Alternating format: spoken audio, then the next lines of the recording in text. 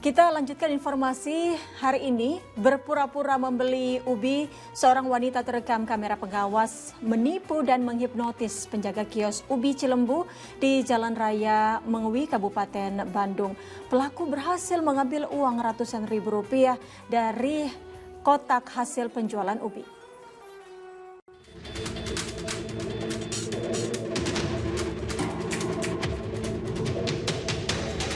Inilah video rekaman kamera pengawas yang memperlihatkan aksi pelaku yang menipu penjaga kios ubi Cilembu di Jalan Raya Mengwi, Kabupaten Bandung, Bali. Wanita yang memakai helm dan jaket hitam itu dengan leluasa mengambil uang dari dalam kotak hasil penjualan dengan disaksikan korban. Penjaga kios ubi merasa terhipnotis dan tak bisa mencegah aksi pelaku. Akibatnya, uang hasil penjualan ubi korban senilai Rp225.000 raib. Ambil uang berapa, Mas? 225. Itu dia ngambil sendiri atau Mas yang ngasih? Ya dulu buka kotaknya saya, udah itu mbaknya sampai gitu. Kenapa kok Mas kasih dia waktu dia ngambil? Saya gak bisa berkutik apa-apa, bicara kaku kayak. Merasa kayak dihipnotis gitu? Iya. Korban kemudian menyebarkan video rekaman kamera pengawas ke media sosial.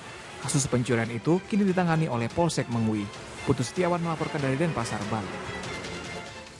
Astagfirullahaladzim. Nah, cara-cara seperti ini masih dilakukan oleh orang-orang yang tidak bertanggung jawab. Nah, Ustadz, apakah hipnotis ini termasuk kategori sihir dan bagaimana pandangan Ustadz mengenai hal ini?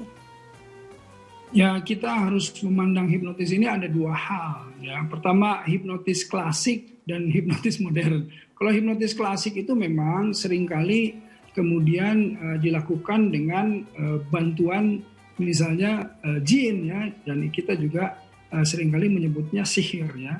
Nah, karenanya ini yang justru diharamkan dan dilarang keras gitu, ya, apalagi untuk kebutuhan-kebutuhan yang tadi, yang namanya dulu tuh ada matain, ya. Matain itu sebetulnya seekor unta saja kalau dilihat itu bisa kemudian jatuh, ya, sakit atau jatuh pingsan gitu, seekor unta. Nah, karenanya hipnotis ini secara keilmuan, hipnotis klasik ini kita memahaminya dengan sihir. Tetapi ada juga hipnotis modern dan inilah yang digunakan untuk hipnoterapi.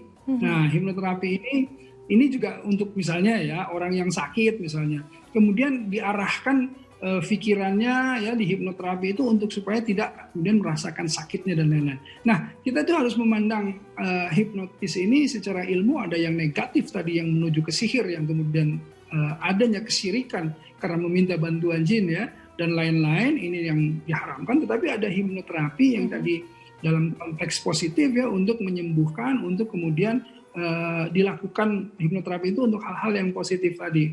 Misalnya hypnobirth gitu, ya, saya pernah dengar tuh, ya, yang melahirkan tapi dihipnotis agar supaya dia tidak terlalu merasakan sakitnya gitu. Nah, disitulah kita harus melihat mana yang kemudian jadi manfaat, mana yang jadi mudarat.